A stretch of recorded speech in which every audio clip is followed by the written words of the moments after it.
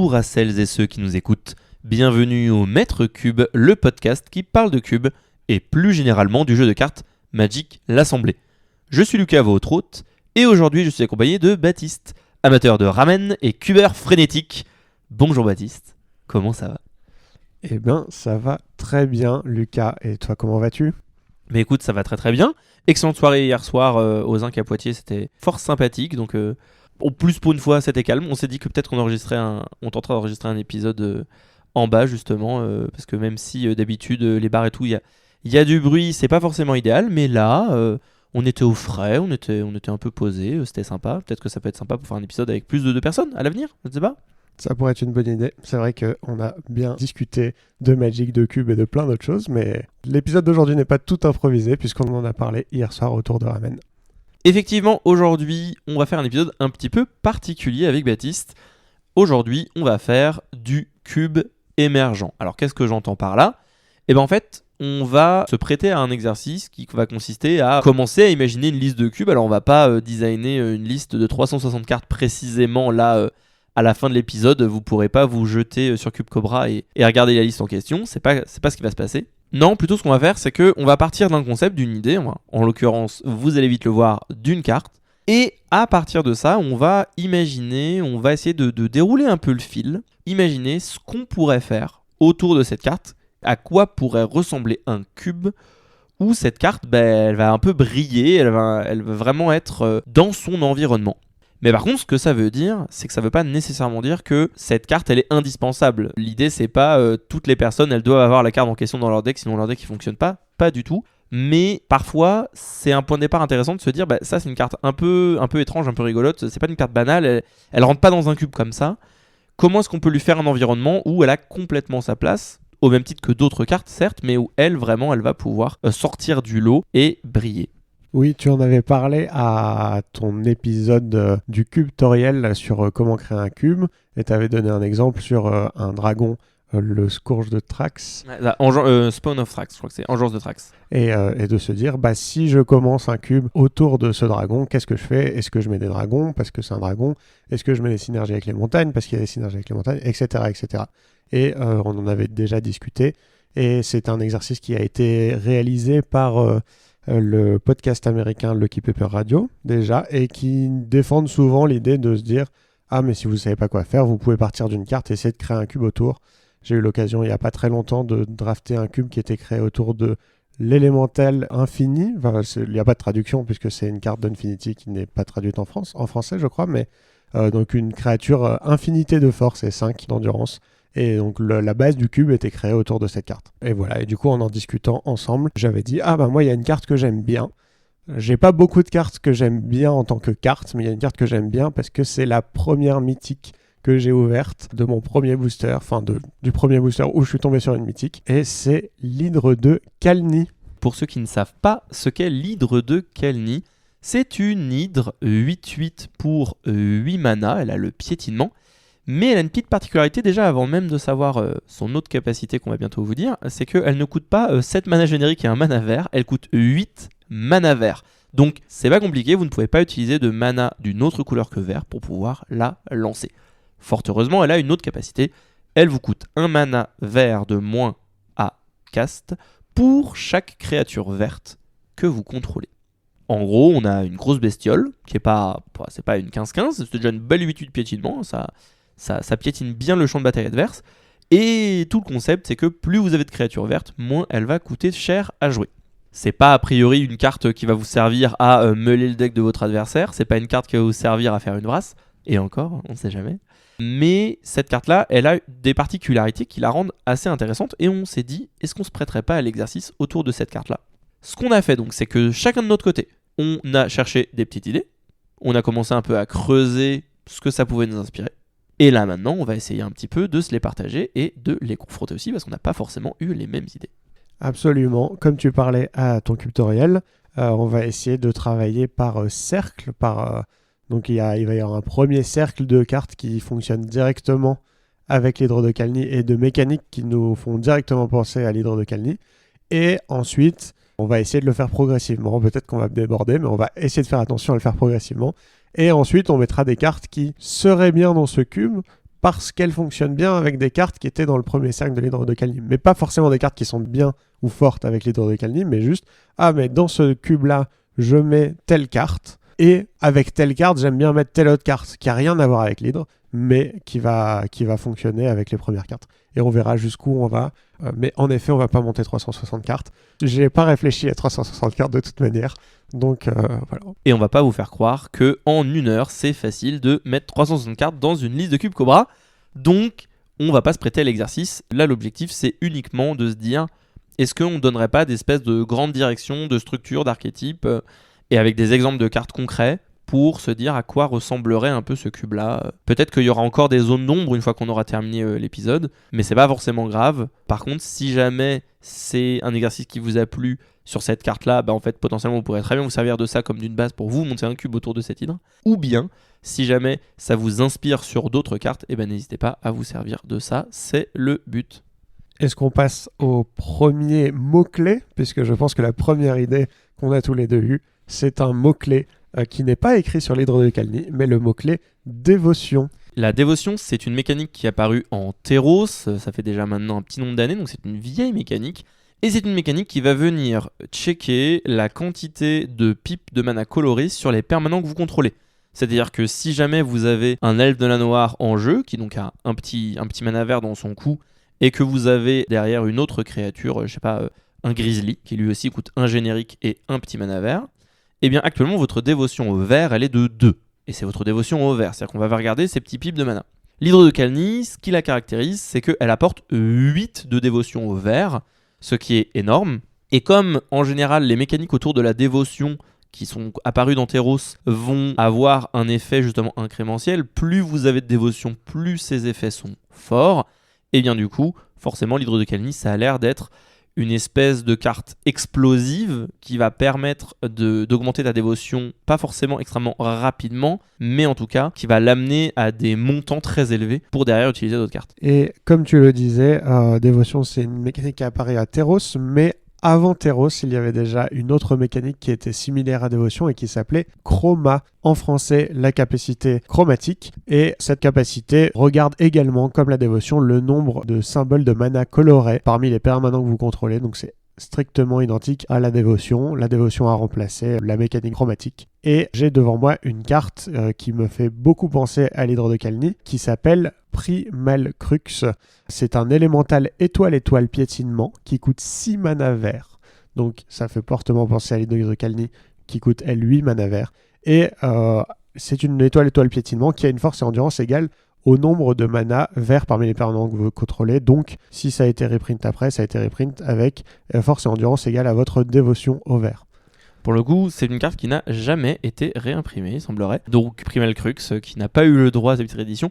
Pour le coup, il s'agit vraiment de deux mécaniques distinctes. C'est pas une mécanique qui a été renommée. Chroma, pour remettre les choses dans leur contexte, c'est une mécanique qui est apparue en Vision de l'avenir et qui était une de ces fameuses mécaniques un petit peu preview qui sont sorties plus tard. Donc en l'occurrence, l'extension où elles sont sorties, donc voilà, c'est en Eventide.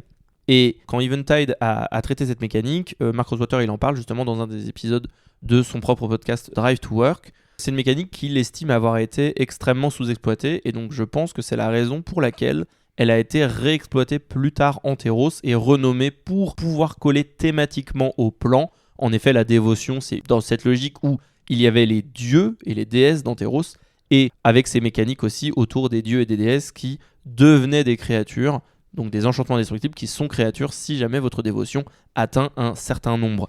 C'est une mécanique qui est intéressante parce qu'il y a différentes manières de jouer avec, pas dans le sens où cette mécanique elle est très versatile en elle-même, mais dans le sens où il y a des cartes assez différentes qui servent de la dévotion, et donc rien que ça déjà, ça vient poser la question de lesquelles de ces cartes-là on va prendre, est-ce qu'on les met toutes, est-ce qu'on les met pas toutes. Bon, c'est pas parce que vous vous dites « Ah, je vais utiliser de la dévotion dans mon cube » qu'il faut que vous colliez toutes les cartes qui ont la dévotion. Déjà, premièrement, parce que d'un point de vue power level, il y en a qui sont juste pas pertinentes avec d'autres, qui sont pas en dialogue avec certaines. Si vous mettez les plus puissantes avec les plus mauvaises, ça n'aura pas beaucoup de sens. Mais au-delà de ça, c'est aussi parce que certaines natures d'effets vous sembleront plus pertinents que d'autres. Si jamais vous jouez, je sais pas, Marchand Gris d'Asphodel, qui marche avec la dévotion au noir, mais que ce que vous souhaitez, ce n'est pas qu'on puisse faire des kills à distance, qu'on puisse enlever tous les points de vie de l'adversaire d'un seul coup, faudra pas que vous mettiez cette carte. Voilà, tout simplement. Mais en tout cas, je précisais ça parce que c'est pas parce que vous travaillez autour de la dévotion qu'il faut pas aller fouiller un petit peu plus loin, et parfois il y a des anciennes mécaniques de Magic qui sont un peu perdues et qui fonctionnent sensiblement de la même manière. On voit à Theros la création de Renata appelée à la chasse, qui elle a étoile 3 et sa force est égale à votre dévotion en vert. Donc c'est un peu un petit Primal Crux avec d'autres effets. Mais voilà, c'est une mécanique qui a été reprise à Theros. Et là, ils ont dit dévotion au lieu de chroma. Et il y a beaucoup de bonnes cartes de Theros qui sont donc utiles si on voulait monter une partie autour de la dévotion. Et pour moi, en termes de power level, qui fonctionne bien avec l'hydre de Khalni, on va avoir des cartes comme cette fameuse Renata, et il y a toujours la question des dieux dans les cubes, donc les dieux comme tu le disais, qui ne sont pas encore des créatures et qui deviennent des créatures si vous avez suffisamment de dévotion, et ils ont une petite ligne de texte qui dit indestructible. Et donc il faut faire attention si vous choisissez de mettre des dieux dans votre cube. Est-ce que on pense qu'une potentielle 6-6 indestructible, ça peut aller coude à coude avec une 8-8 piétinement? La 8-8 piétinement pourra toujours rentrer des dégâts face à une 6-6 indestructible, mais s'il n'y a pas de moyen d'exiler ou de se débarrasser des créatures indestructibles en face, le mot-clé dévotion va forcément amener beaucoup de dieux, j'imagine, dans un cube tourné autour de la dévotion. Petit danger, faisons attention à comment gérer l'indestructible. On a un petit peu parlé donc là des questions de power level. C'est un truc dont on va essayer de moins parler au fur et à mesure de l'épisode, notamment parce que dans une démarche créative, on va essayer d'être un petit peu plus porté sur les idées, et ensuite l'équilibrage on le fait dans un second temps. Mais pour aller encore plus loin, là on parle dans le cadre de la dévotion, mais de manière plus générale, l'hydre de Khalni, c'est une grosse créature verte à 8 mana. Il y en a d'autres qu'on connaît, certaines qui sont plus puissantes. Si jamais vous voulez faire un cube où l'hydre de Khalni elle brille, déjà la première chose c'est va pas falloir mettre de Crater of Behemoth. Faudra pas mettre des cartes qui, quand elles seront à côté de l'hydre de Khalni dans ton booster, t'auras juste pas envie de prendre l'hydre parce que elle paraîtra nulle. Donc, de manière générale, on va essayer de moins tenir compte, mais si jamais il y a des cartes dont on parle pas vraiment, c'est probablement parce qu'on pense qu'elles ne sont pas du tout en dialogue avec cette carte-là, probablement parce qu'elles sont complètement dégénérées. Je pense à des berceaux de Gaïa, j'ai donné l'exemple de Crater of Behemoth, mais il y aurait d'autres cartes dont je pourrais parler. Voilà, ne soyez pas surpris s'il y a des cartes qu'on ne mentionne pas. Peut-être que c'est parce qu'on n'y a pas pensé, c'est vrai, mais c'est peut-être aussi parce qu'on se sera dit de nous-mêmes, cette carte elle n'a pas grand-chose à faire avec Hydre de Khalni dans le même cube. Et il y a des questions de power level individuelles. Le Crater of Behemoth est strictement meilleur que l'Hydre de Khalni. Et il y a des power level qui sont relatifs, ou en fonction de ce qu'il y a dans votre cube, ils pourront plus ou moins briller. Et je pense, par exemple, peut-être que tu vas me dire que toi tu trouves ça trop fort, mais je pense à Hollande que tout le monde connaît, que beaucoup de gens connaissent, Nykthos Shrine to Nyx, un terrain légendaire qui peut s'engager pour du mana ou pour 2 mana génériques, et on l'engage, on choisit une couleur, on ajoute autant de mana à sa réserve que de notre dévotion à cette couleur. Donc si on a une hydre de Khalni sur le champ de bataille, pour 2 mana, ce terrain nous en fera 8. C'est aussi dégénéré à ce stade-là qu'un berceau de Gaïa, mais c'est nettement moins fort en début de partie. Ça reste un terrain qui est très très fort et qui est peut-être trop fort en fonction du power level du cube, ou trop faible. Il sera jamais trop faible, je pense. Je vois pas de cube dans lequel il y a de la dévotion et où ce terrain ne soit trop faible, mais à réfléchir comme autre façon de faire beaucoup de mana en vert qui ne soit pas dégénéré comme un berceau de Gaïa. On était en train de justement parler de la dévotion, et là tu nous fais une petite transition justement sur l'autre thème qui me paraît important à aborder avec l'hydre de Khalni, parce que des cartes avec la dévotion, il y en a plein, et en général, quand vous étalez un petit peu votre board, ou comme tu le dis, pour jouer des grosses cartes, en fait, on va avoir besoin justement de mana pour jouer ces cartes-là. Et il y a déjà des cartes qui marchent extrêmement bien avec l'hydre de Khalni, comme par exemple Acolyte de Karametra, qui est une 1-4 pour 4 qui ajoute autant de mana vert à votre réserve quand vous l'engagez que votre dévotion au vert. Moi, je pense qu'il y a un truc à faire avec la notion de rampe dans ce cube.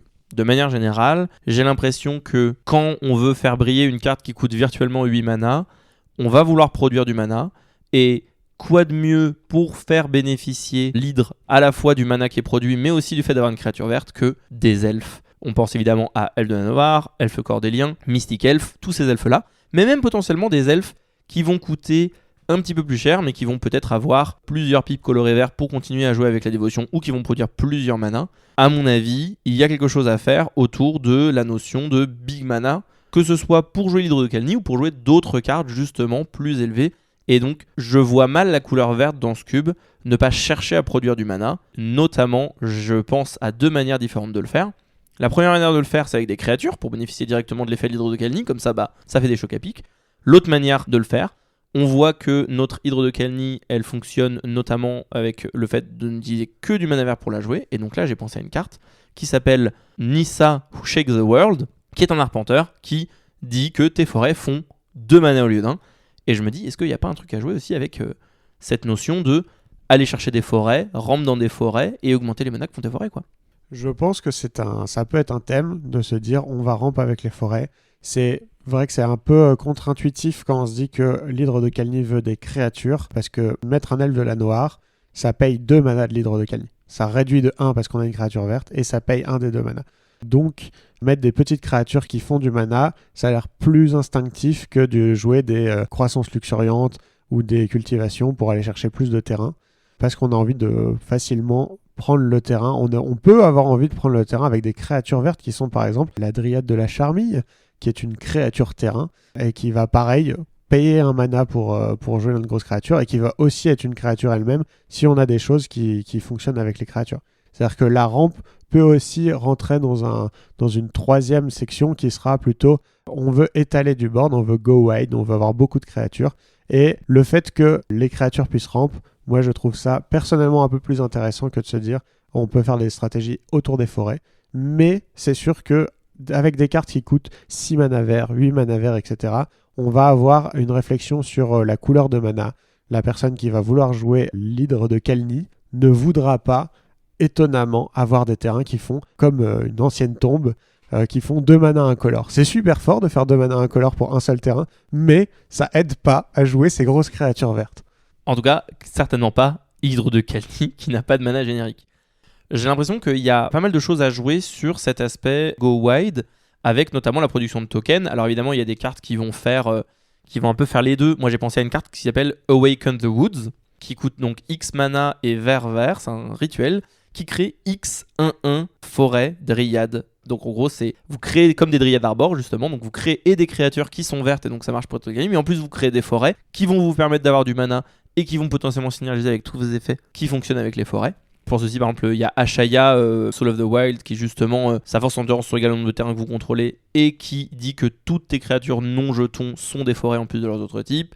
Donc pour moi, il peut y avoir effectivement ce sous-type, mais de manière plus générale, en fait, hydre de Khalni, une des choses intéressantes, c'est le fait qu'elle va fonctionner avec le fait, comme tu l'as dit, d'avoir un board qui est large, avec beaucoup de créatures, vertes en l'occurrence, mais peu importe qu'elle fasse du mana ou pas. Et là, ça m'a invité à me poser la question de est-ce qu'il n'y a pas un archétype un peu token avec justement des tokens verts, que ce soit des saprobiontes. Je me suis dit, est-ce qu'il y a un truc à faire avec les talidés qui justement créent des petits tokens saprobiontes? Est-ce qu'il n'y a pas un archétype, alors est-ce qu'il serait blanc-vert, est-ce qu'il serait rouge-vert, mais en tout cas, dont l'objectif c'est juste de créer plein de petites bêtes.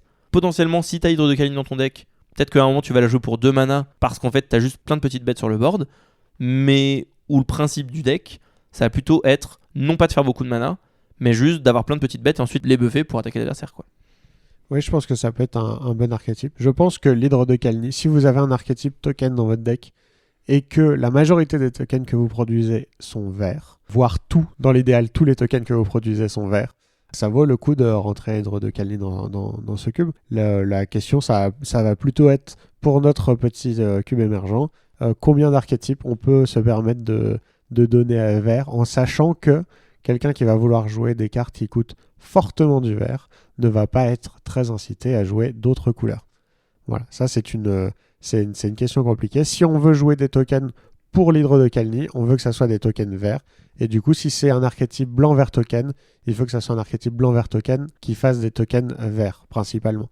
Et il ne faut pas juste quelques cartes vertes qui soient très fortes pour faire beaucoup de tokens verts. Ça va réfléchir les archétypes pour pas que les joueurs aient besoin, en regardant leur booster, de dire « Ah, c'est super, ça fait des tokens de créatures blanches. Bon, bah, ça m'intéresse pas. Ah, c'est dommage, ça fait des gobelins. Bon, bah, c'est des tokens rouges. C'est super pour un archétype token, et c'est inutile pour... Si l'objectif, c'est de se dire « On veut avoir une 8/8 piétinement pour 2. » J'ai pensé effectivement du coup à une autre carte que j'avais quasiment oubliée, mais qui est un petit peu rigolote.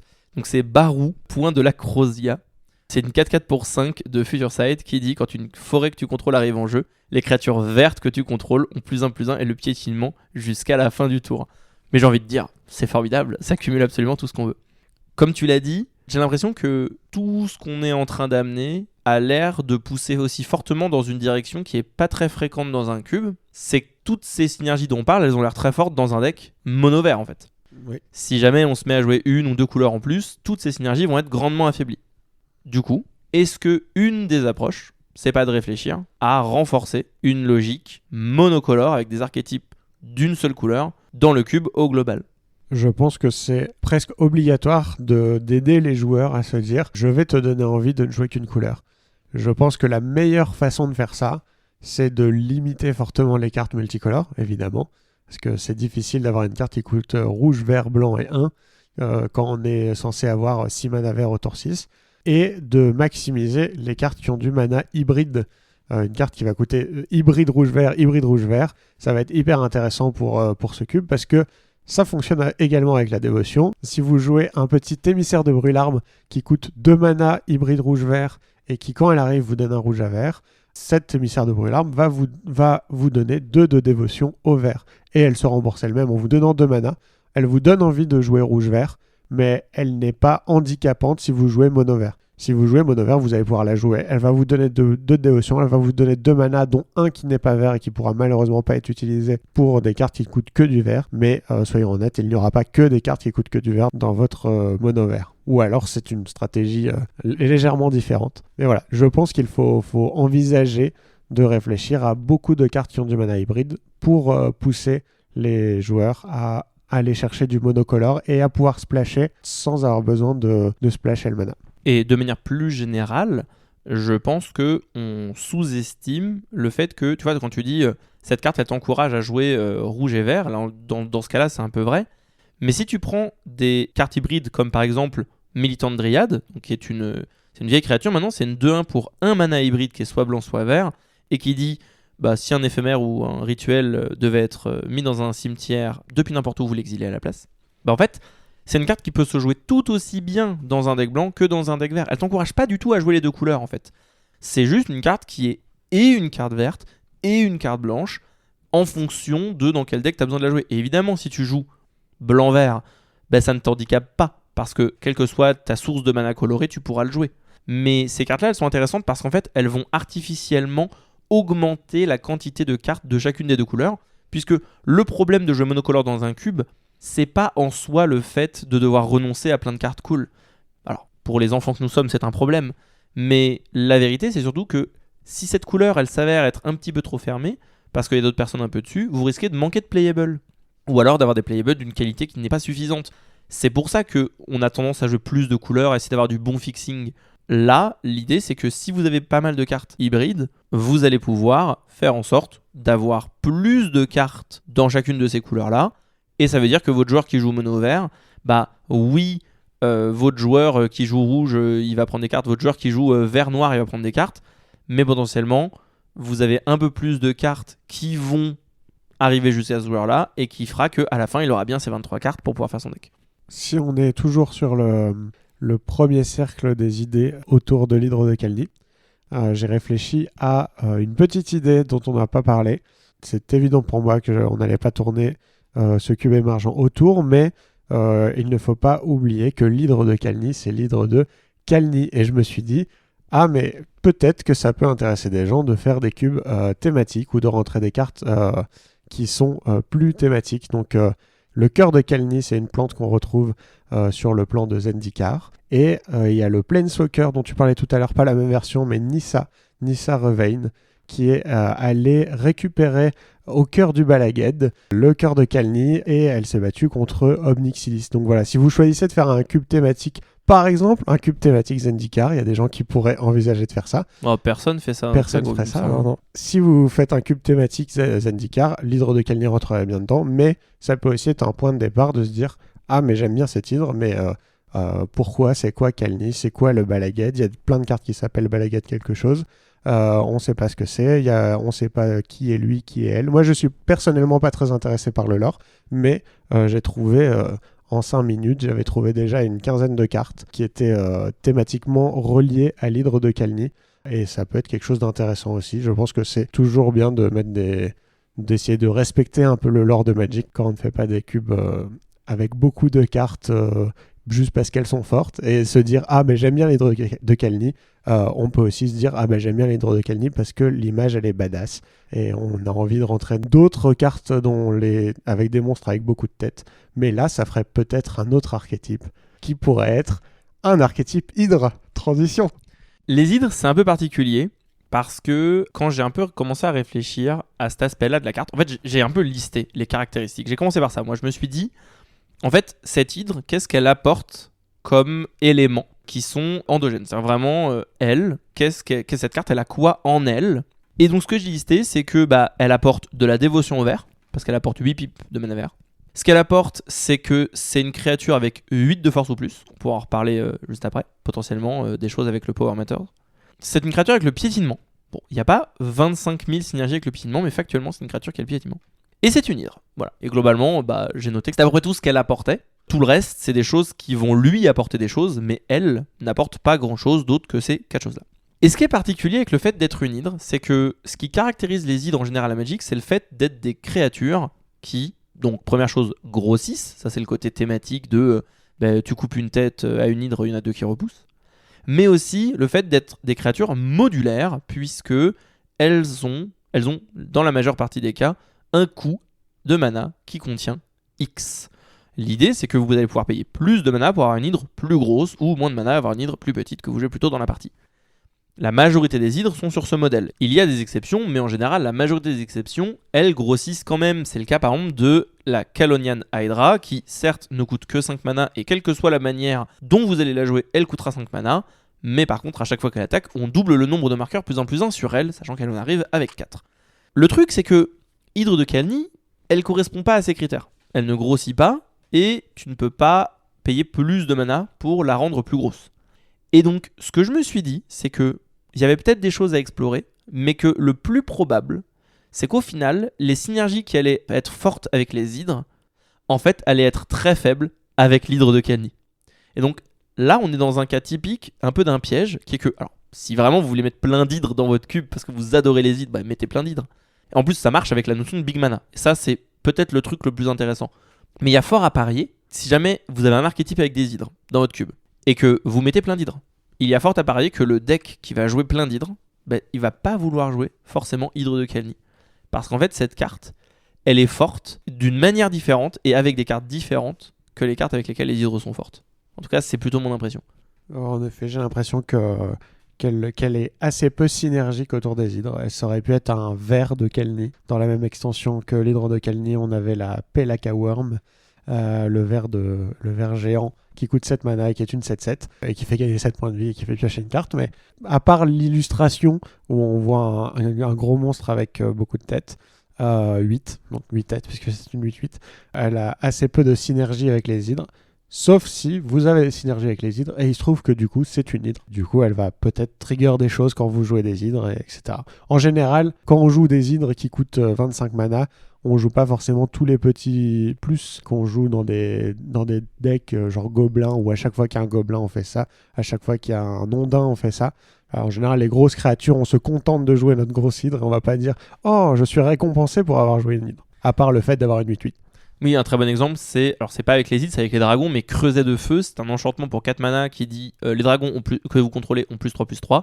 C'est vraiment l'archétype d'une carte qui est nulle. Alors, si vous adorez cette carte, je suis vraiment désolé, je m'excuse de ruiner votre carte, mais en fait, vos dragons, ils sont déjà tellement forts tout seuls, vous n'avez pas envie d'utiliser une carte pour dire vos dragons, ils ont +3/+3.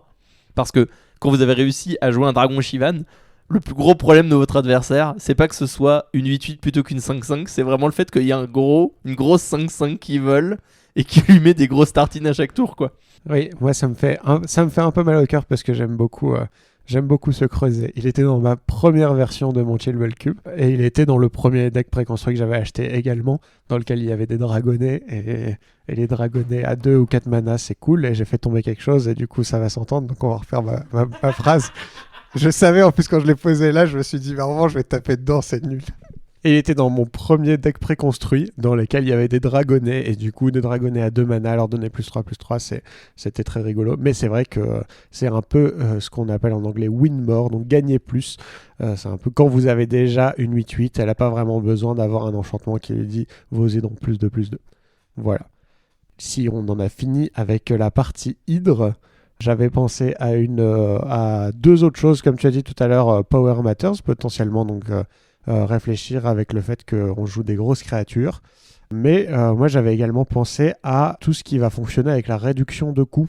Et c'est une Hydra 8, mais c'est une Hydra 8 qu'on va pouvoir caster dans l'idéal, on va dire à 4 mana. De se dire 4 mana pour une 8-8, c'est déjà une belle réussite. Si on arrive à la caster pour en moins, c'est super.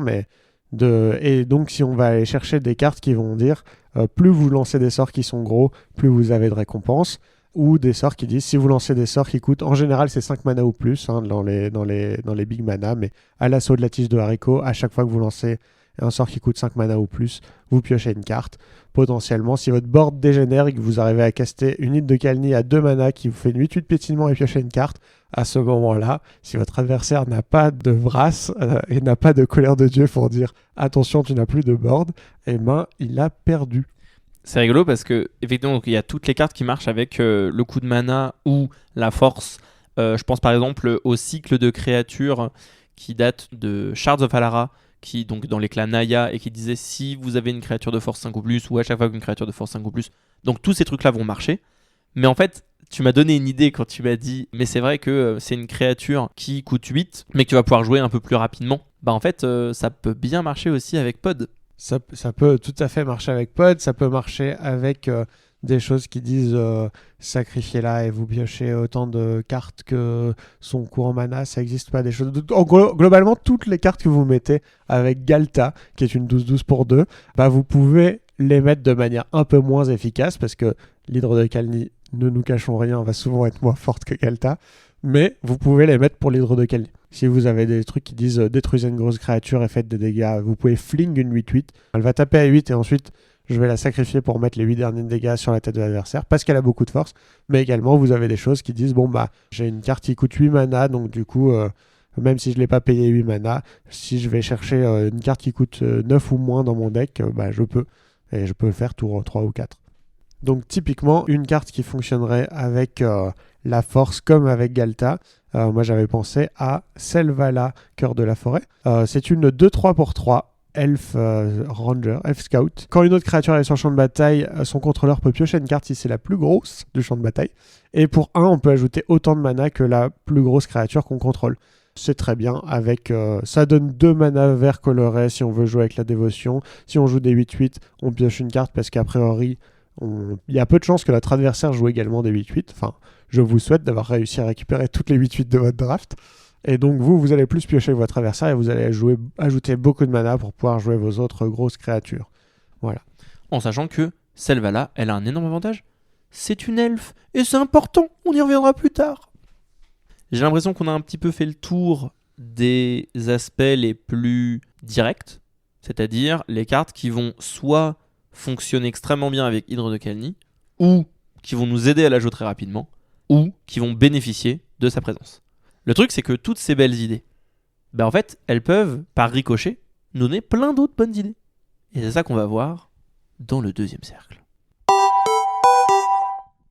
Nous revoilà. Vas-y. Tu t'es déjà dit que ton jingle ressemblait à celui de la SSF ou pas? C'est pas du tout la même chose. C'est juste pas la même tonalité. Et c'est pas tout, ça n'a rien à voir. Ça suffit maintenant.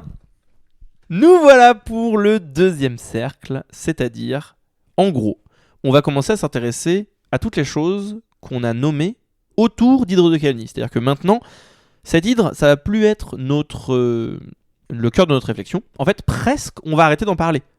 Il y a des moments où, peut-être on va la réévoquer, mais on a déjà dit pas mal de choses autour d'elle, et comme on l'a expliqué, c'est une carte qui a certaines dimensions intéressantes, mais elle a un nombre fini d'interactions, en réalité. Par contre, on a énuméré un grand nombre de choses qui marchent avec, et donc ça, on va voir qu'est-ce qui marche avec les trucs qui marchent avec.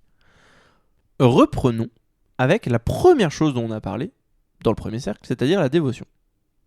Moi, une des choses qui m'inspire par rapport à cela, c'est que qui dit dévotion dit Dieu.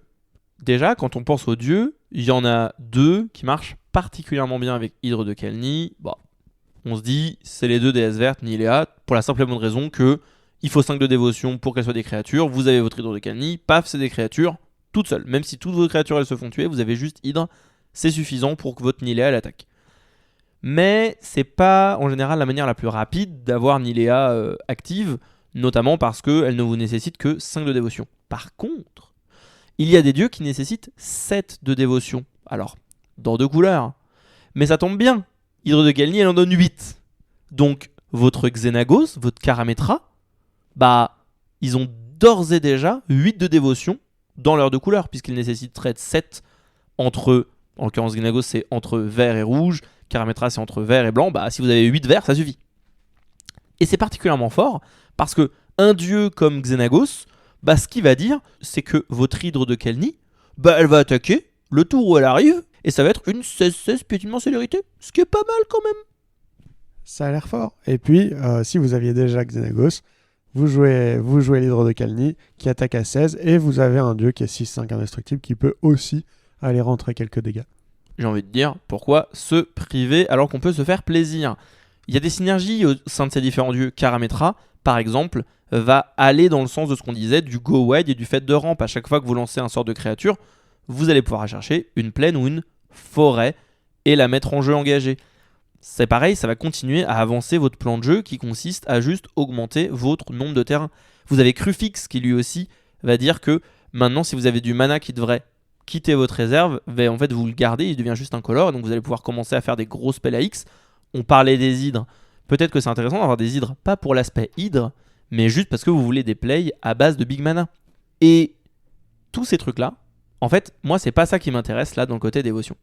Moi ce qui m'intéresse, c'est que le fait de mettre autant de dieux, moi je me dis, est-ce qu'il n'y aurait pas un truc à jouer avec les enchantements ? Est-ce qu'il y a quelque chose à jouer avec les enchantements ? Les enchantements, ils ont aussi un intérêt avec la dévotion. C'est que c'est souvent plus difficile de retirer un enchantement adverse que de retirer une créature. Et les enchantements, ils vont rester et ils vont vous donner de la dévotion pour vos dieux. Si vous jouez avec les dieux, c'est contre-intuitif par rapport à ce qu'on disait tout à l'heure, de dire qu'un elfe de la Noire, il va vous permettre de jouer votre Hydre de Khalni plus vite, mais un Utopia Sprawl ou n'importe quelque chose qui s'attache sur un terrain pour qu'il fasse plus de mana, ça va également vous donner de la dévotion et ça va être plus difficile à gérer pour votre adversaire. Ça va vous donner de la rampe, pas sous la forme de terrain, pas sous la forme de créature, mais ça améliore vos terrains et ça vous donne de la dévotion et c'est les enchantements, donc c'est un peu plus difficile à gérer. C'est forcément plus simple à gérer que de détruire des terrains adverses.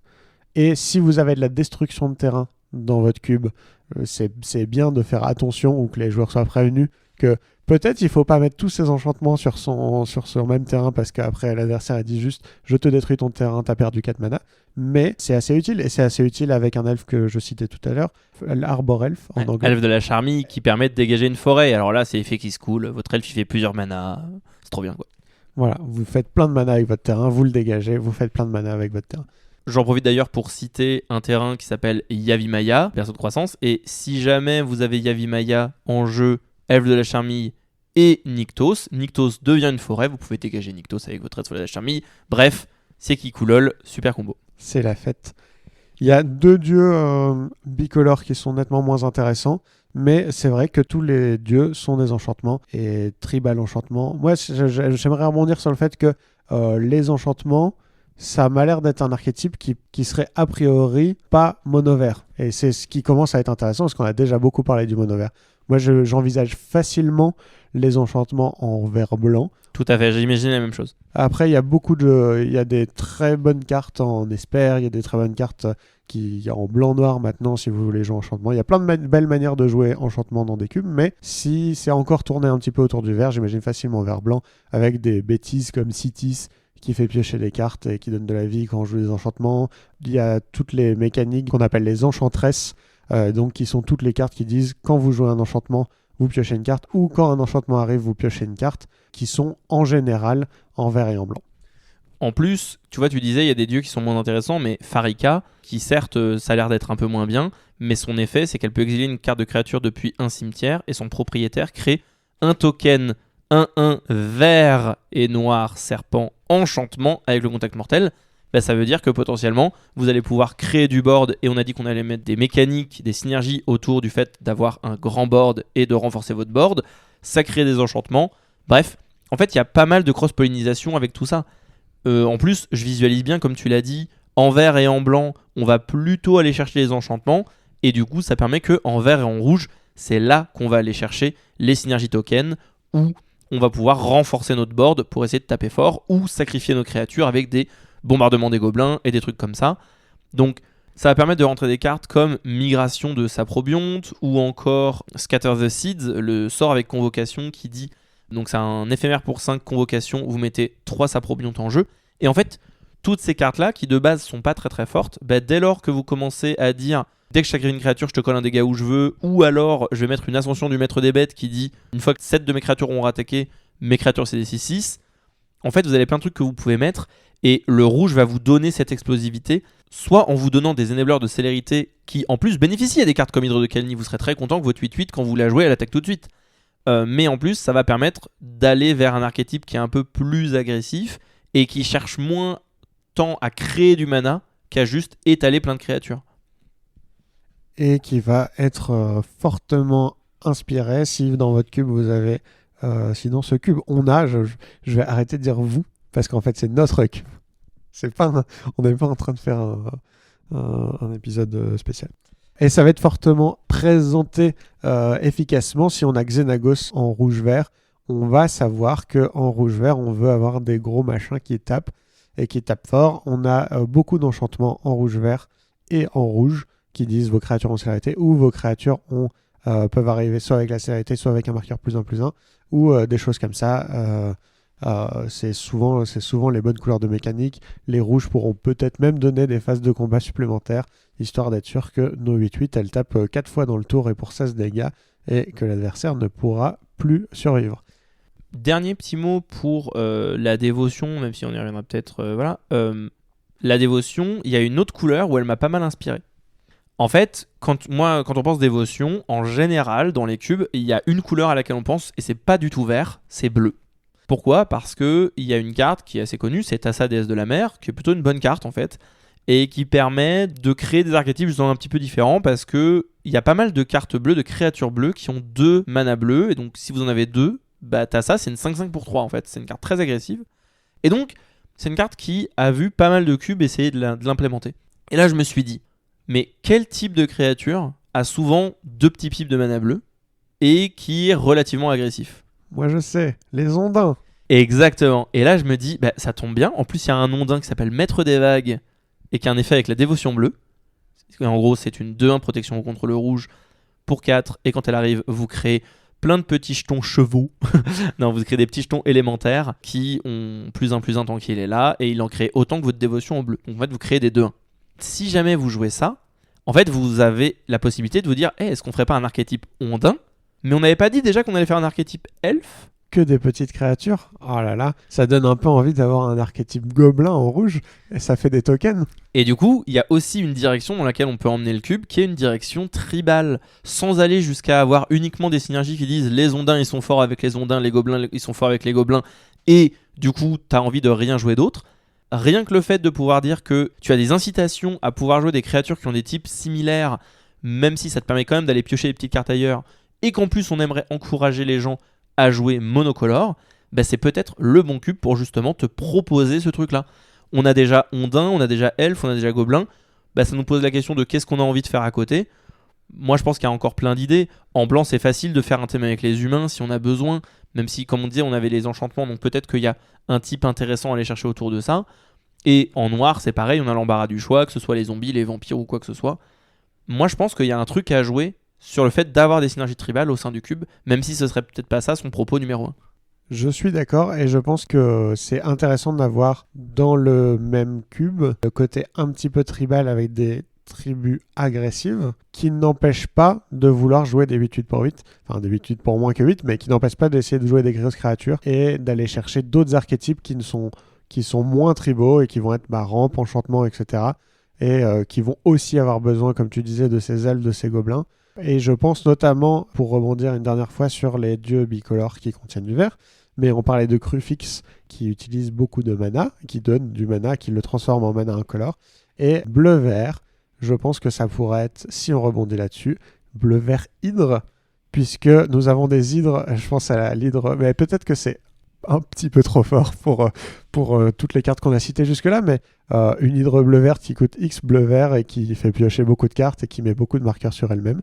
En tout cas, bleu-vert rampe, c'est un peu classique, un bleu-vert rampe, on l'a déjà vu partout, mais dans ce cube, ça semblerait logique d'avoir un bleu-vert hydre, beaucoup de mana, et que ça soit une fois de plus Simic qui cherche à avoir beaucoup de mana pour jouer des gros sorts X. En plus, j'ai l'impression qu'il y a une opportunité, alors ce serait une direction pareille à prendre, et c'est pas dit que ça fonctionne bien, mais une chose qui serait possible, c'est aussi de réfléchir en se disant, au final, on joue, il y a un archétype qui fait beaucoup de mana, mais on a envie que Hydre de Khalni, elle brille. Bah, on sait qu'on veut jouer sur des boards assez larges. Bon, déjà, ça veut dire que c'est un peu compliqué, je pense, de mettre trop de races. Peut-être que c'est mieux s'il n'y en a pas trop et que les interactions sont différentes pour éviter de dire « Ah, tu jouais Go Wade, t'as perdu ». Mais si on se dit, tout le monde va jouer un peu le board, tout le monde va avoir pas mal de petites créatures, comment est-ce qu'on fait pour donner de l'identité à rampe ? Donc, jouer avec des hydres, c'est une première idée parce que du coup, ça rentre un petit peu dans le thème. Mais une autre approche, ça pourrait essayer d'avoir non pas des grosses créatures, donc ça va pas trop avec le côté Xenagos, mais on pourrait aussi réfléchir à en fait avoir des permanents, des enchantements, des artefacts qui coûtent très cher et qui vont justement interagir avec le fait qu'on ait un grand board. Dire que en fait tu ne rampes pas dans des énormes créatures, mais que tu rampes dans des choses qui vont venir renforcer tes créatures ou diminuer le board de ton adversaire, ben c'est super intéressant. Et notamment parce que ce que ça vient dire, c'est qu'Hydre de Khalni, elle obtient un spot un petit peu unique dans le cube, une place qui est pas trop contestée, puisque ce serait probablement la plus grosse créature du cube. Je pense que ça peut être une bonne idée, et je pense qu'il faut aussi qu'on réfléchisse à comment on récompense les joueurs pour arriver à jouer monocolore. Je vais continuer un petit peu plus là-dessus, mais ça me semble intéressant de chercher si on a des gros artefacts, des gros enchantements qui donnent envie de jouer monocolore, et je pensais au Trône d'Eldren, qui est donc une carte artefact à 5 mana qui vient du set Commander d'Eldren, et qui arrive, faut choisir une couleur, et il peut nous donner 4 mana de la couleur seulement pour jouer les sorts monocouleurs de cette couleur. Donc c'est un caillou à 5 qui fait 4 mana, mais qui vous dit ne jouez pas plus d'une couleur, sinon ça va être compliqué. Et moi, c'est typiquement le genre de carte où je me dis, bon, a priori on n'a pas besoin d'un caillou à 5 pour jouer une Hydre de Khalni qui va nous coûter maximum 5 mana si on a bien monté notre deck, mais ça pourra récompenser les joueurs de n'importe quelle monocolarité du cube en leur disant, bah tu as tenté de jouer un mono noir et tu as envie d'avoir 4 mana pour jouer ton Cryptghast et faire que tes marais fassent plus de mana, et super, tu as un caillou à 5 qui va te faire 4 mana et après il continuera de te faire 4 mana. C'est une récompense, c'est une récompense qui ne fonctionne que si on joue de la rampe. Je pense que dans la majorité des cubes, dépenser 5 mana pour en avoir 4 après on en a 4 le tour où ça arrive. Donc c'est pas si cher, mais c'est vraiment de la grosse rampe, c'est de la rampe monocolore, mais ça ne fonctionne que si tous les archétypes, toutes les colorités sont capables d'essayer de ramper. Et en effet, si l'hydre c'est la plus grosse créature du cube, il va falloir chercher des grosses win-con chez les autres couleurs qui vont leur donner envie d'aller chercher ça. Et je parlais du noir. Et en noir, il y a un super moyen de faire de la rampe en noir. Donc je disais Cryptghast, donc c'est une créature à 4 mana qui a l'extorsion et qui dit quand vous engagez un marais pour du mana, il ajoute un mana supplémentaire. Donc ça, c'est pousser toutes ces cartes-là qui parlent de type de terrain. On en a parlé pour les forêts tout à l'heure, mais il y a beaucoup de cartes qui disent pour des marais, il y a des cartes qui disent pour des montagnes, il y en a pour tous les types de terrains de base. Mais c'est des choses qui poussent à jouer monocolore parce que on n'a pas envie d'avoir une montagne, une île et un marais et jouer notre Cryptghast et dire on a un terrain qui fait 2 mana et puis 2 terrains qui font rien du tout. Et en mono noir, on a également une belle combo de 2 terrains qui sont donc Urborg et Coffre de la Coterie. Et Coffre de la Coterie. Donc Urborg qui fait que tous les terrains sont des marais et Coffre de la Coterie qui fait qu'on ajoute autant de mana que de marais. Il y a également un Coffre de la Coterie un peu moins fort et un peu plus cheap qui coûte plus de mana et qui fait moins de mana, mais c'est des choses qui vont inciter les joueurs à jouer monocolore. On connaît une chouette créature noire qui est dans le cube de notre ami Antonin, qui fait dès qu'un marais arrive, le joueur ciblé perd 2 points de vie ou gagne 2 points de vie. Présence de l'effroi, ouais. Et enfin, qui fait des effets quand des marais arrivent. Et je pense que inciter les joueurs à aller jouer monocolore, ça passe aussi par le fait de donner des choses intéressantes pour le fait d'avoir une mana base fortement basique. Enfin, fortement tournée autour des types de terrain. Ça, c'est la mana base, ça va être une réflexion très compliquée. Est-ce que c'est 2 fetch 3 biland comme Andy Mangold le voudrait pour tous les cubes? Ou est-ce que c'est débrouillez-vous, si on veut que vous jouiez monocolore, de toute façon vous pourrez prendre tous les basiques que vous voulez dans le cube et on fait une mana base un peu compliquée pour dissuader les gens de jouer plus qu'une couleur. Je pense que c'est à réfléchir en fonction du... Ça serait à réfléchir en fonction de la liste entre guillemets terminée hors terrain, de voir comment on pousse les gens à vouloir jouer des dieux bicolores et en même temps on leur dit t'as vraiment pas envie de jouer 2 couleurs de mana, et en même temps si on cube à 8 joueurs, comment on ne peut pas juste avoir 5 archétypes monocolores. Voilà, la réflexion sur la monocolarité passe également par la mana base qu'on peut proférer aux joueurs. Si on leur donne des triomes, les gens vont pas jouer monocolore et vont juste se dire j'ai un truc qui bénéficie des forêts, un truc qui bénéficie des marais et un truc qui bénéficie des montagnes, ça tombe bien, j'ai un terrain qui fait les 3. En fait, moi je triche et en un terrain j'ai tous les avantages du cube et je vais jamais vouloir jouer mono vert, quoi. En général, si jamais on veut vraiment pousser des archétypes monocolores, on va plutôt essayer d'avoir des types de fixing qui vont être moins polyvalents, qui vont moins nous inciter à pouvoir cumuler pas mal de couleurs, et donc on va privilégier plutôt des terrains qui vont nous prodiguer la couleur dont on a besoin et qui vont avoir la possibilité de nous prodiguer une couleur supplémentaire. Certes, ce ne sont pas forcément des landes extrêmement forts, mais les terrains prospères fonctionnent bien avec cette logique-là, où si jamais vous jouez rouge et que vous avez justement le terrain prospère qui produit du rouge, et donc quand il arrive en jeu, vous choisissez une autre couleur et il produit aussi cette deuxième couleur, ce que ça veut dire, c'est que si jamais vous avez un splash dans votre deck, quoi qu'il arrive, votre terrain fait du rouge, mais il peut vous fournir la source de mana colorée dont vous avez besoin de cette autre couleur. Une autre manière d'encourager justement les joueurs à essayer de jouer monocolore, c'est d'avoir des mécaniques qui les récompensent pour utiliser du mana de la même couleur. En Eldraine, ils avaient essayé la mécanique Adamante, qui malheureusement n'est pas excellente, elle est sur très peu de cartes, et les cartes qu'ils ont faites ne sont pas très fortes non plus. C'est vraiment une mécanique de limité, hein. Elle a été mise sur des communes et sur des unco. Mais donc c'est une mécanique qui donne un effet supplémentaire à votre sort s'il y a 3 manas de la même couleur qui ont été utilisés pour le jouer. Ça pour moi c'est exactement le genre de mécanique que vous avez envie d'essayer d'implémenter dans votre cube. Certes vous voulez dire vos joueurs ils ont suffisamment playable, mais vous voulez aussi leur dire si jamais vous vous limitez à une seule couleur, on va vous récompenser. Toutes les créatures ou toutes les cartes qui n'ont pas de mana générique dans leur coup de mana sont typiquement des cartes qui vont venir vous récompenser pour jouer une seule couleur. Je pense par exemple au Ballot Lutte, cette fameuse 4-5 pour 3 mana qui coûte 3 mana verts, ou encore le Tournoyeur de Chaîne Gobelin, qui est donc une 3-3 initiative qui fait une blessure à tous vos adversaires et à leurs créatures et à leurs planeswalkers quand il arrive en jeu, et qui coûte red, donc 3 mana rouges. Ces cartes-là, elles aussi, elles vont venir vous récompenser fortement pour essayer de jouer une seule couleur. Alors typiquement, Tournoyeur de Chaîne Gobelin, à mon avis, dans ce cube, c'est vraiment une menace. Une 3-3 initiative pour 3 qui dit je vais te tuer 3 créatures quand elle arrive en jeu parce que tout le monde joue des 1-1. Ça a l'air vraiment méchant, mais peut-être que c'est quand même cool dans le cube, je ne sais pas. Oui, réfléchir au removal, ça va être une autre question, mais c'est vrai que si les joueurs bleus jouent des ondins, que les joueurs rouges jouent des gobelins et que les joueurs verts jouent des elfes, il ne faut pas avoir des choses qui disent faites 3 blessures réparties comme vous voulez. Il ne faut pas non plus avoir des cartes qui disent pour 2 mana je la recycle et je fais -1/-1 à toutes les créatures.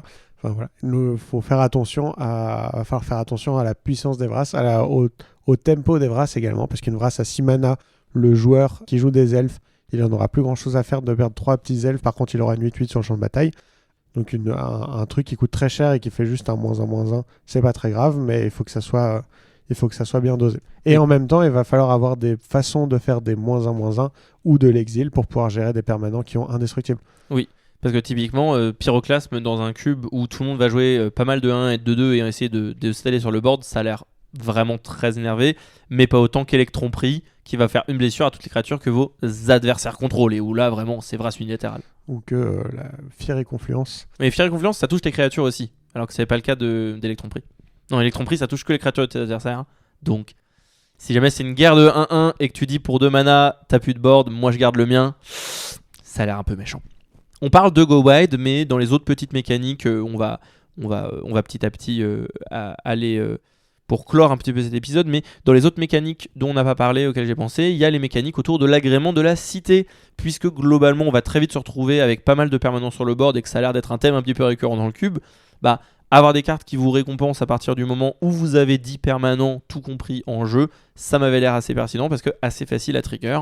Et donc encore une fois, ça encourage vos joueurs à faire ce que nous en tant que designer on a envie qu'ils fassent, c'est-à-dire Si, allez-y, commit to the board, mettez des choses sur le terrain. Vous n'allez pas vous faire punir. On n'a pas mis des vras pas chers, on n'a pas mis des cartes qui vont venir dire haha, t'as perdu. Le but, c'est de s'étaler et de bénéficier justement de toutes ces cartes qui vont venir dire ah ben plus vous avez de créatures, mieux c'est. Il y a des cartes dont on n'a pas parlé mais qui produisent énormément de board d'un coup. Par exemple, Vengeur de Zendikar qui va créer plein de petites bêtes 1-1 en fonction du nombre de terrains que vous contrôlez. Si vous avez, il coûte 7, si vous avez 7 forêts et pas de board, vous le jouez et ensuite gratuitement vous posez votre Hydre de Khalni.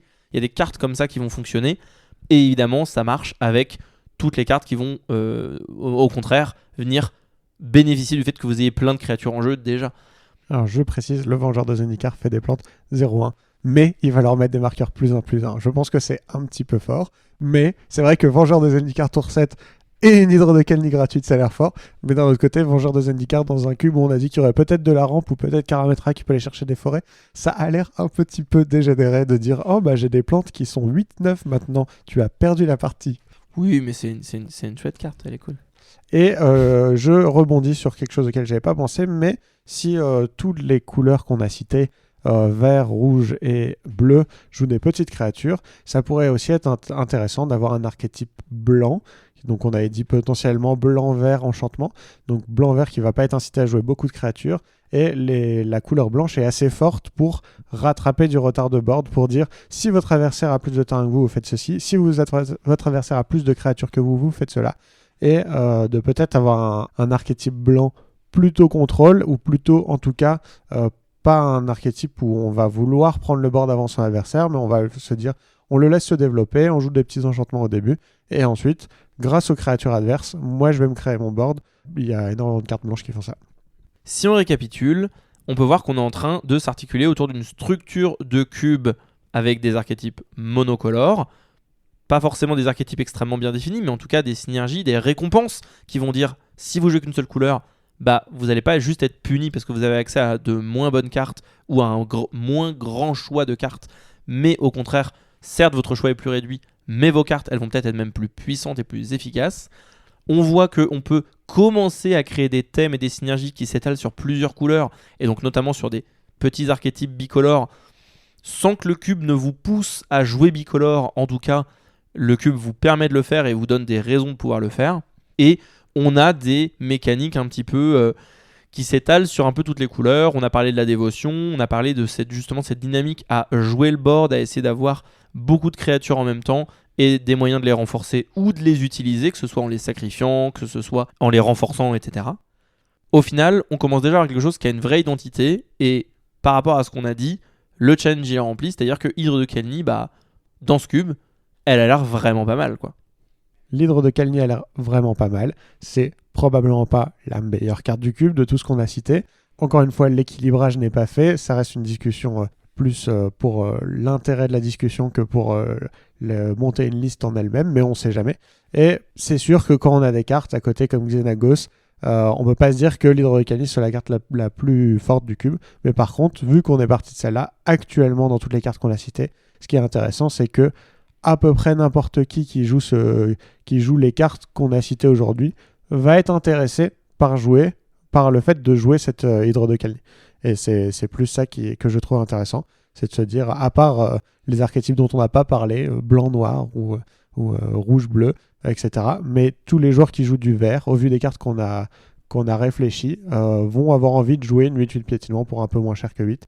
Et moi, ça me fait très plaisir.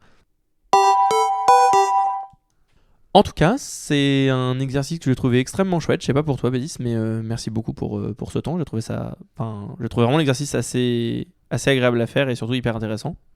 J'ai trouvé ça très intéressant de me pencher aussi sur une création de cube à partir d'une carte, à la fois dans mon coin et ensemble en discutant hier soir et cet après-midi. Merci beaucoup. En plus, moi, c'est vraiment pas la méthode de création que j'ai le plus tendance à faire. Moi, en général, j'ai tendance à partir soit plus d'un thème ou d'un concept, mais qui est plus général et qui va avoir davantage de ramifications et pas juste sur une petite carte que j'aime bien. Même mon cube artefact que j'appelle le Tinker Cube ou quoi que ce soit, en fait, je suis pas parti de Tinker, c'est juste je savais que je voulais faire un cube artefact parce que j'adore les artefacts. Si c'est quelque chose qui vous plaît, sachez que moi, je n'hésiterai pas à refaire des épisodes de ce genre. Est-ce que ce sera avec Baptiste ? Sans Baptiste, je sais pas, c'est pas défini, mais attendez-vous à pouvoir voir d'autres épisodes de Cube Émergent dans le futur. Terminons cet épisode avec notre section Sous les radars, où l'on parle de cartes jouées dans moins de 1% des cubes sur Cube Cobra. Baptiste, de quelle carte souhaites-tu nous parler aujourd'hui ? Alors aujourd'hui, j'aimerais vous parler de la Patrouille du Chaos. C'est une petite créature rouge qui est apparue dans les rues de la Nouvelle Capenna en 2022. C'est une 1-2 pour 2 créature diable et guerrier. Elle a beaucoup de texte.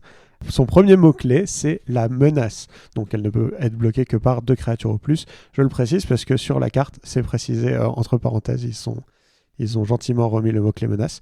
À chaque fois que la patrouille du chaos attaque, une créature ciblée gagne +1/+0 jusqu'à la fin du tour. Et ensuite, elle a Blitz pour 1 et 1 rouge. Donc si vous lancez ce sort pour son coup de Blitz, il acquiert la célérité et quand cette créature meurt, piochez une carte. Et sacrifiez-le au début de la prochaine étape de fin. Donc si on la blitz, elle arrive, elle attaque, elle meurt à la fin du tour et elle vous fait piocher une carte. Je trouve que cette carte est hyper polyvalente et elle n'est jouée actuellement que dans 0,73% des cubes sur Cube Cobra. Waouh, c'est rigolo parce que personnellement, je me serais attendu même à moins parce que le power level de la carte n'est pas extrêmement élevé. Mais donc du coup, effectivement, c'est pas une carte qui est très jouée, donc je pense que c'est bien qu'on en parle, mais je me serais même attendu à ce qu'elle soit moins jouée que ça. Elle est relativement jouée, du coup dans 2355 cubes, je pense qu'elle est beaucoup jouée parce que c'est une commune et qu'elle rentre dans peut-être beaucoup de cubes popper. C'est probable. Je ne sais plus si elle est dans la grosse liste du popper cube, mais tu vas pouvoir regarder ça pendant que je parle de la carte. Moi je la trouve hyper polyvalente. Déjà, elle peut se booster elle-même. Donc, son niveau de base, c'est que c'est une 2-2 menace pour 2. C'est vraiment pas mauvais. Ça peut booster d'autres créatures qui ont l'évasion si elle attaque. Et le fait qu'elle acquiert le Blitz permet au pire de se dire pour 2, j'envoie une 2-2 menace. Je pioche une carte à la fin du tour. Donc, je fais une sorte de choc pour 2 qui fait pour 2 dégâts, piocher une carte si votre adversaire n'a pas de board. Je trouve le niveau de base de la carte déjà très élevé.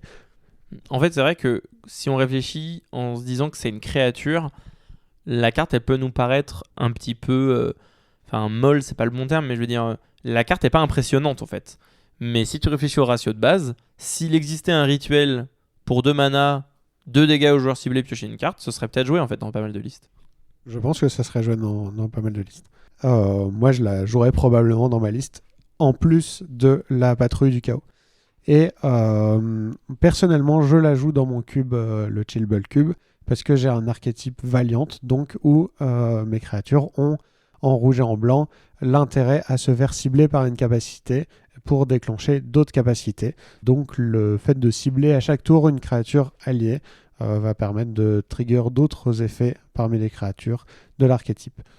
Mais je précise quand même que la patrouille du chaos était déjà dans mon cube avant que je crée l'archétype Valiant, parce que rouge-blanc c'était déjà un peu mid-range agressif, mais maintenant c'est plutôt aggro, et c'était déjà intéressant juste d'envoyer des dégâts, de booster sa créature la plus forte, enfin la créature qui a le plus de chances de passer, ou pour pouvoir empêcher un adversaire de faire des trades, de se dire bon, j'attaque avec une 1-2 menace qui va pas pouvoir bloquer, mon adversaire a une 2-3, je vais mettre +1/+0 à ma 2-2, comme ça s'il bloque il perd sa créature. Ça peut créer beaucoup de réflexion pendant les phases de combat. Je trouve que la carte est polyvalente et intéressante et va souvent encourager des beaux plays pendant la phase de combat.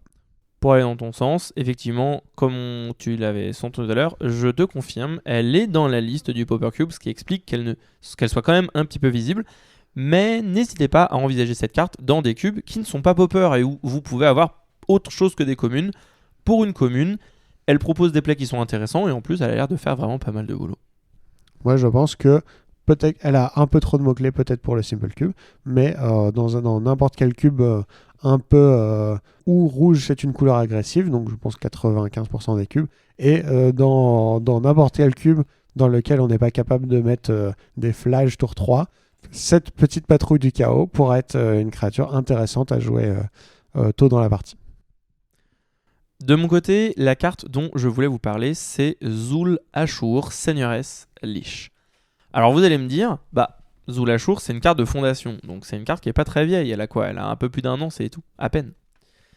C'est vrai, mais cette carte n'est jouée que dans 0,32% des cubes, soit 1036 cubes sur Cube Cobra, et ça me paraît, relativement au fait qu'elle soit jeune, extrêmement faible. Pourquoi est-ce que je trouve que cette carte elle est intéressante, et pourquoi est-ce que je pense que vous devriez essayer de la considérer plus souvent que vous ne le faites? Zulashur, donc, c'est une 2-2 pour 2 mana, dont un noir. C'est une créature légendaire, zombie et psychagogue, donc zombie et warlock en anglais.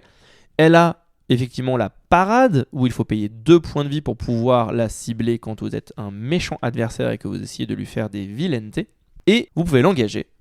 La capacité dit, vous pouvez lancer la carte de créature de zombie ciblée depuis votre cimetière ce tour-ci.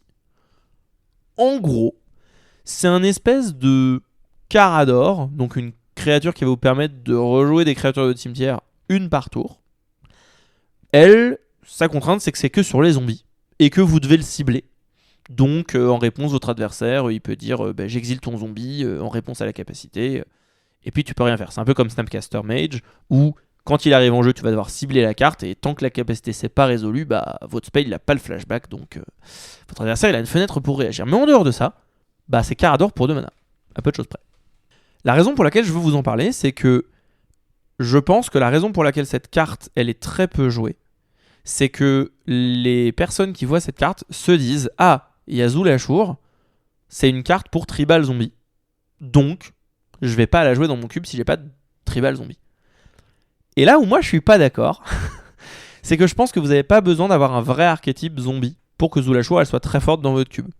En fait, Zulashur, si vous avez quelques cibles dans votre deck, genre 2 ou 3, et que votre deck, son but c'est de se meuler et de vraiment remplir son cimetière, je pense que Zulashur elle est excellente.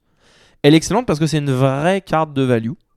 Et en fait, vous vous rendez pas compte à quel point vous avez beaucoup de zombies accidentels dans vos cubes. Moi, c'est ça en fait l'élément dont j'aimerais vous parler. C'est que il y a des cartes que vous pouvez mettre dans vos cubes alors que vous n'avez pas d'archétype zombie parfois. Écorcheur de peau, c'est une 3-3 pour 4. Quand elle arrive en jeu, vous mettez 3 marqueurs -1/-1 sur une créature adverse. C'est extrêmement fort, ça ressemble beaucoup à Chupacabra. C'est un zombie. Si dans votre cimetière, vous pouvez le rejouer. Vous avez le Maraudeur Sac-Peau, et maintenant son petit frère, le Maraudeur Maudit, qui sont des créatures, quand elles arrivent en jeu, chaque joueur sacrifie une créature. En plus, ça marche tout seul avec Zulashur. Vous sacrifiez votre Maraudeur sur lui-même, et au prochain tour, vous allez le rejouer. Et comme ça, à chaque tour, votre adversaire sacrifie une créature. Ça, c'est des zombies. Et vous n'avez pas besoin d'avoir d'autres zombies pour que ce soit fort. Zulashur, elle va vous permettre quand même de les récupérer.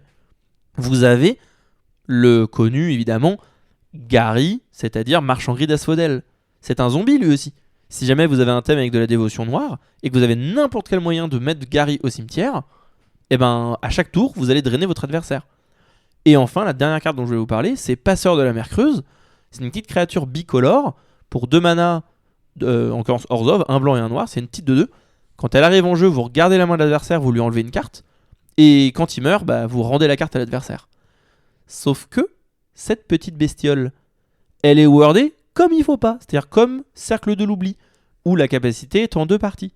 Si vous sacrifiez cette créature en réponse à son trigger, vous allez d'abord rendre la carte à votre adversaire, sachant que vous lui avez rien pris, et ensuite lui prendre une carte, que vous ne lui rendrez évidemment jamais. Ce que ça veut dire, c'est que si vous avez Passeur de la Mer Creuse, Zulashur et n'importe quel sac à outlet à instant speed, vous allez à chaque tour enlever une carte à votre adversaire. Et ça, c'est super fort.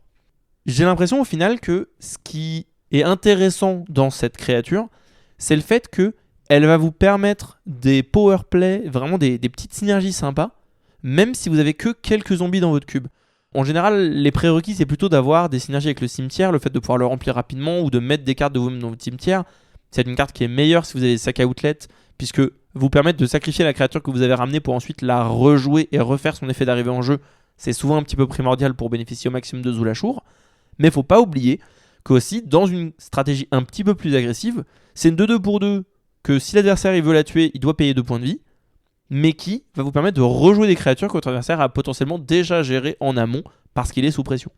Moi, je trouve que ça fait un peu une petite Giza et Géralf, qui a fait le même effet que Zulashur, sans avoir besoin de l'engager. Vous pouvez jouer un zombie depuis votre cimetière à chaque tour, sauf que Giza et Géralf, elle coûte 4 et qu'elle coûte aussi du bleu, et donc potentiellement vous n'avez pas envie de d'avoir à jouer du bleu pour pouvoir avoir un effet de récursion sur des zombies. Si vous jouez des zombies, vous jouerez probablement les deux, mais je pense que si vous avez un archétype zombie dans votre cube, vous faites partie des 0,30% qui ont déjà rentré Zulashur. Et donc en effet, le sous les radars s'adresse peut-être un peu plus à tous les joueurs, les créateurs de cubes qui ont des accidentels zombies dans leur cube et qui se disent potentiellement ça peut être fort. Et vu que les zombies sont majoritairement noirs, c'est pas impossible que vous ayez des bons zombies dans votre cube sans vous en rendre compte. Et effectivement, comme tu l'as souligné avec le très bon exemple de Gisèle et Ralph, en plus de ça, dans un archétype vraiment axé sur des zombies, si vous n'avez pas Zulashur dans votre cube, je vous recommande vraiment de l'essayer, à moins qu'au contraire vous l'ayez enlevée parce qu'elle était trop forte, ce qui est possible, peut-être que vous ne voulez pas des boucles de gameplay qui pourraient être un peu répétitives ou un petit peu oppressantes si vous avez trop de récursion. Mais en tout cas, je vous encourage à l'essayer si vous ne la connaissiez pas. Et si vous n'avez pas envie qu'il y ait de boucles, il y a une autre petite carte de fondation. Je me permets un petit plus, une petite troisième carte qui est l'Harvester, Abyssal Harvester, donc récolteur abyssal, j'imagine, en français, qui était également dans fondation, qui coûte 1 mana de plus, qui coûte 3 mana, et qui lui exile les cartes du cimetière et en crée des copies. Donc ça évite que les joueurs fassent des boucles, mais ça peut exiler les choses qui arrivent dans les cimetières adverses. Et donc, vous détruisez une grosse créature adverse, elle va dans son cimetière, et juste après, vous dites « Ah je l'exile parce qu'elle est arrivée dans le cimetière ce tour-ci, j'en fais une copie, je vais avoir les effets de ta créature. » C'est plus joué, c'est dans 0,55% des cubes. Ça évite les boucles comme Zulashur, mais c'est pas limité aux zombies, ça permet de choper les cartes adverses, c'est à la fois plus fort et moins fort, ça n'a pas la ward de 2, etc. Enfin voilà, c'est une autre carte du même set qui est peu jouée et qui joue avec ça et qui peut un peu moins être abusé, je trouve. Et en même temps, la différence, c'est que, et c'est la raison pour laquelle je trouve que Zulashur, c'est une carte qui est vraiment intéressante à considérer dans des cubes de power level moyen, c'est que Zulashur, vous devez payer votre carte, vous devez lancer le sort de zombie. Avec une carte comme Abyssal Harvester, si jamais vous meulez un Griselbrand, voilà, il suffit d'engager votre Harvester. Oui, ça peut être un petit peu plus fort. C'est beaucoup plus fort et parfois un peu moins fort. Exactement. Ça n'a juste pas ward payer 2 points de vie, mais c'est souvent beaucoup plus fort. Merci à toutes et à tous de nous avoir écoutés. Cet épisode du Maître Cube vous a été présenté par Lucas Forlacroix ainsi que par Baptiste. Merci Baptiste d'être venu discuter avec nous aujourd'hui. Merci pour l'accueil. La musique est produite par Léa Ikash, les visuels sont réalisés par Ophélie Pimbergry, le jeu de cartes Magic l'Assemblée est produit par Wizard of the Coast. Continuez de jouer à Magic, continuez de cuber, et à bientôt pour un nouvel épisode du Maître Cube.